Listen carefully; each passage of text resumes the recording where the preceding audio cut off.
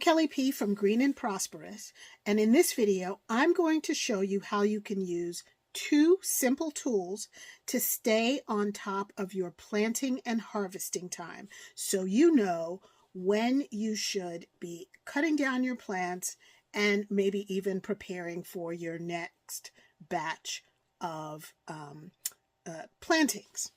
The two tools are seed catalogs and a gardening journal. In this case, I'm using our garden journal at Green and Prosperous. This is actually the very first version of the gardening journal we have available on Amazon.com.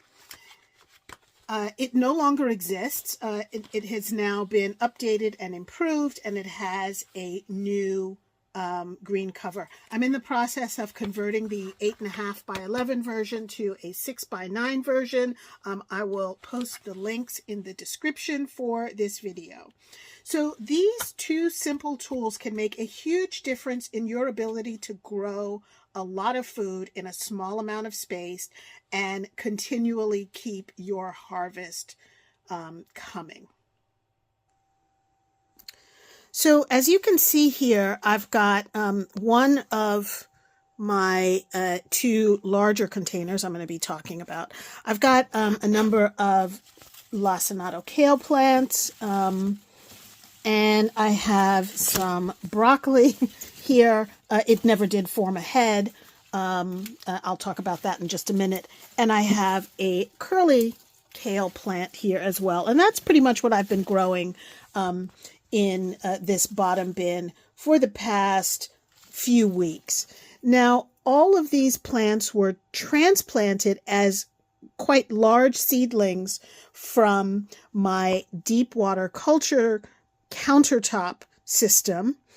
And they've been growing here. They've actually grown quite a bit since I transplanted them. But I realized when I was going back through my records and updating the records in my gardening journal that something seemed off here. In other words, some of the plants seemed like, they really were getting way too big for this container. You can see some of them, like this lacinato kale and this broccoli, are growing now even taller than the light I have above them. And it became clear that some of these plants, like this one, were really not going to do well in here, probably because I transplanted them too late and they just did not have the best growing conditions. This one you can see is really, and the small broccoli next to it, is really getting crowded out by this larger kale plant here. And same thing here. This lacinato kale is pretty small. It hasn't grown up that much since I transplanted it. And it's really getting crowded out by this very large broccoli leaves. So when I took a look in my journal, I realized that I had planted these quite a while ago. Let me say something really quickly about seed catalogs. With the seed catalogs, what you have is the ability to know how long it's going to take your seeds to grow. I have a lot of seed catalogs right here. I mean, I could have a lot more, but I especially like Baker Creek. I've ordered a lot of stuff from them, and they're probably my favorite. But Southern Exposure, High Mowing, another High Mowing, Burpee. I generally buy their seeds in the store, so haven't been really ordering from the catalog lately. But most of the seed catalogs will give you at least some information about the seeds that you're planting, the conditions they like to be grown in, and for hydroponic systems, right, one of the most important bits of information you're going to get is how long it's going to take your seeds to reach maturity. In some cases, you may have to just go online and look up that variety of seed to see for yourself if the catalog doesn't have that information, but many catalogs do. So that tool is very helpful, even for your Kratky hydroponic system. So, for example, my broccoli and lacinato kale were originally planted from seed into the countertop deep water culture system on November 2nd. And then I later transferred them to the grow tent, this grow tent by Vivosun, into this Kratky hydroponic system on January 4th. If I take a look here at, I don't have page numbers here, but I pretty much know where everything is roughly. If I take a look at this page, this is the harvest log page, I can see that lacinato kale takes about 60 days to harvest, and same thing with the broccoli I've planted. In this case, it's Waltham 29 broccoli, and that takes about 85 days to harvest. Look, if I had these plants in a bed, the truth is they'd be a lot bigger than this. So I'm really pushing the envelope by growing this many plants in what's, really a fairly small system. This container is holding about 8 gallons of water. And I have, as you can see, quite a lot of plants in here. I've got 10 plants. So it's clear to me that this broccoli is not going to produce a head. That does not bother me at all.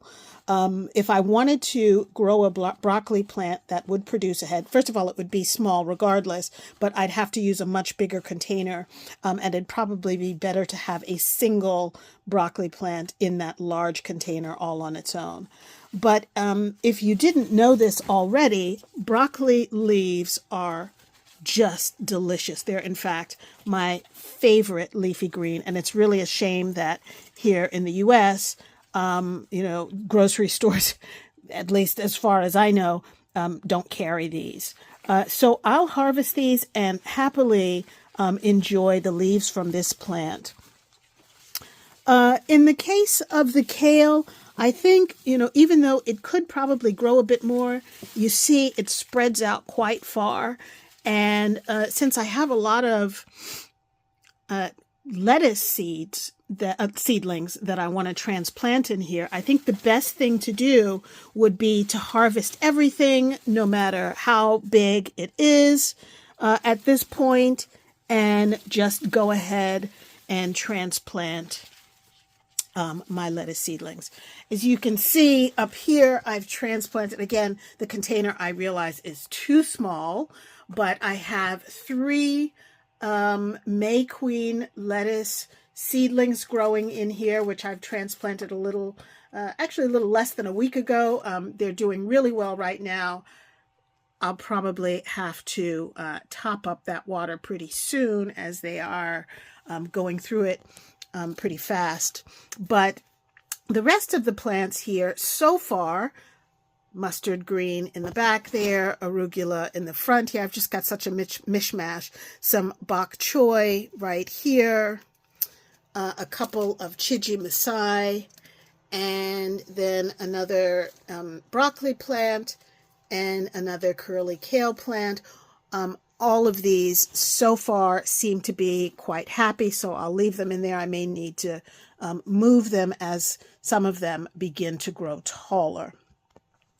So in this case, I'd say I will call this growing operation a success, limited success, because I would have loved to see much more growth on some of these kale plants. All right, this one in the back is pretty spindly, and this one stayed pretty small. And the leaves on this one too stayed pretty small, but I'm sure they'll be quite delicious in any case. So that's it for now. I will show you in a subsequent video how I keep my plants healthy. And one of the keys to keeping your plants healthy in a Kratky hydroponic system is keeping track of your pH and EC levels. So if you like what you've seen in this video and want to know more about Kratky Hydroponics, please hit that subscribe button below. I've got lots more information to share. Bye for now.